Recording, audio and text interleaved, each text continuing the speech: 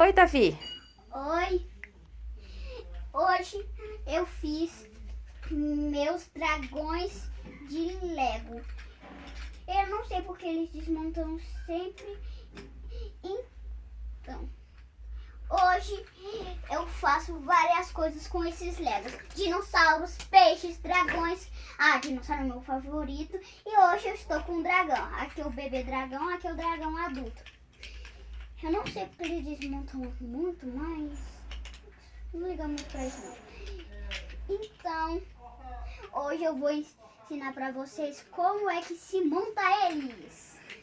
Tá, ó, vamos lá, vamos começar pelo dragão adulto.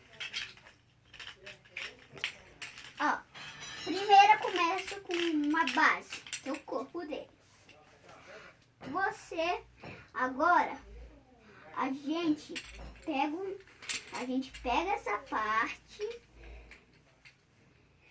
coloco umas asas de dragão. Eita, quase que ia cair. Ó, coloco umas asas. Aí, coloca a base em cima. Depois, se você não quiser que solte, tem que fazer isso aqui em cima. Agora, vamos colocar aqui, ó, assim e assim, assim. Então, só falta uma parte, que é a mandíbula de cima.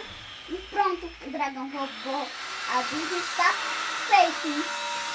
Agora, vamos pro filhote dragão.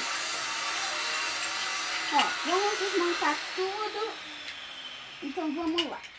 Ó, começa pela base.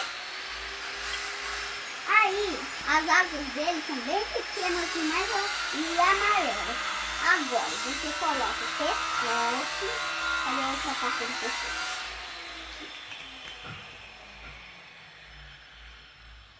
Então, eu coloco aqui, ó. Agora, a gente pega uma parte assim, ó. Junta com as rodinhas. Pega. Coloca. Isso aqui vai ser a cauda. Agora, a gente pega isso. Coloca aqui. E agora, retira essa parte. Coloca aqui as asas.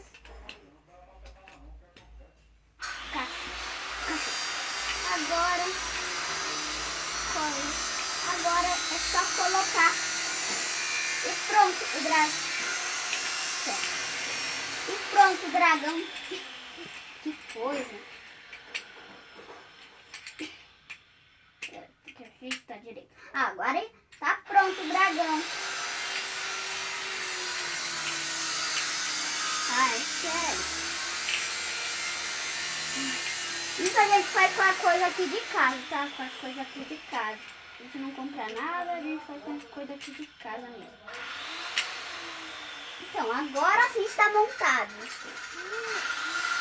Ó, vou mostrar um perto do outro, pra vocês verem que um é maior do que o outro.